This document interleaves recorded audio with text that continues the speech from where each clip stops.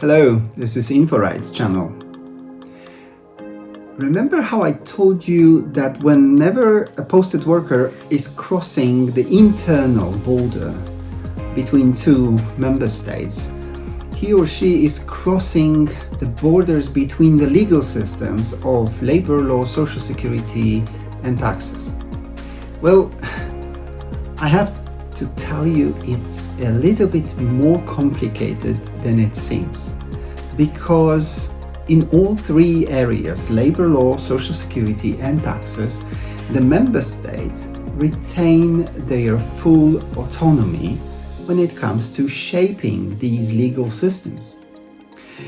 And indeed, when you cross the internal border, you have to decide which law is applicable. The unfortunate thing about posting of workers is that for all three areas of law, we have three different legislative techniques which all aim at avoiding the situation of uncertainty, of legal uncertainty. So they all are based on anti-collision provisions rather than on building a uniformed legal system for posted workers. So let's start with the labor law. In the labor law of the European Union, we use the legislative technique which is called harmonization. And harmonization is easy to explain. Imagine every member state has a full autonomy as to how to shape their working time, the way wages are established, the right to paid holidays, and so on and so forth, all the employment conditions.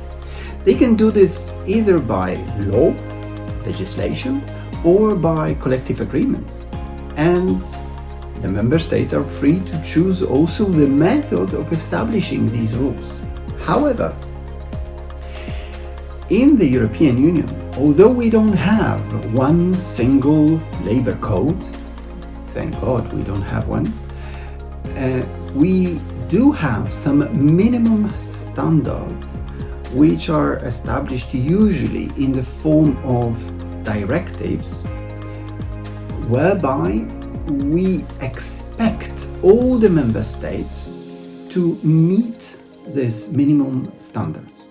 So the European Union says to its members, well, you can shape your labor law as you wish, as you please, but make sure that whatever provisions you establish, they meet certain minimum criteria. So, for instance, there is a provision of equal pay for men and women, and it's a minimum standard for all labor law legislations. So if you conclude collective agreement, if you conclude individual labor agreement, you have to follow that rule because it's a minimum standard. And it doesn't matter how this minimum standard is regulated in the national legislation, because when it comes to obeying European law, EU law, the member states will be judged upon the effect and not on how well they translated this equal pay principle. But when it comes to provisions related to posted workers, it gets even more complicated, because there are no minimum standards of employment for posted workers. No.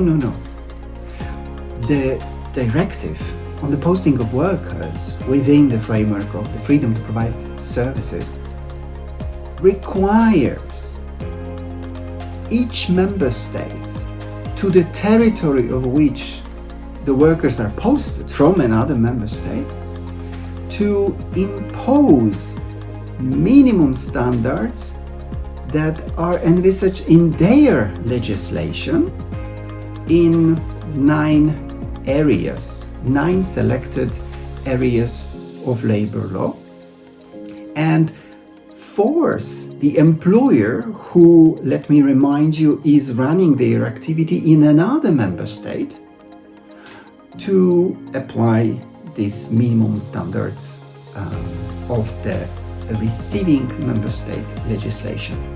So, to put it in simple words, we steal the minimum standards of employment from the legislation of the receiving member state.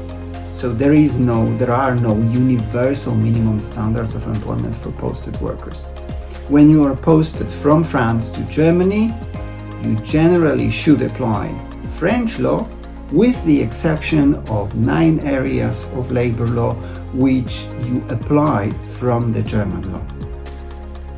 On top of that, if this was not complicated enough, we have another principle, that if by any chance the application of the German law would jeopardize the rights of the worker that he would have in France, you still have to apply the French conditions.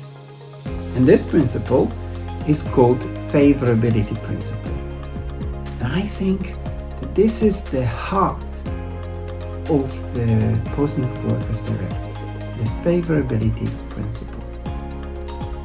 So let's sum up. Parties to the labor contract, they can choose the legislation that they will apply from the range of legislation, the home country legislation, the receiving member state legislation.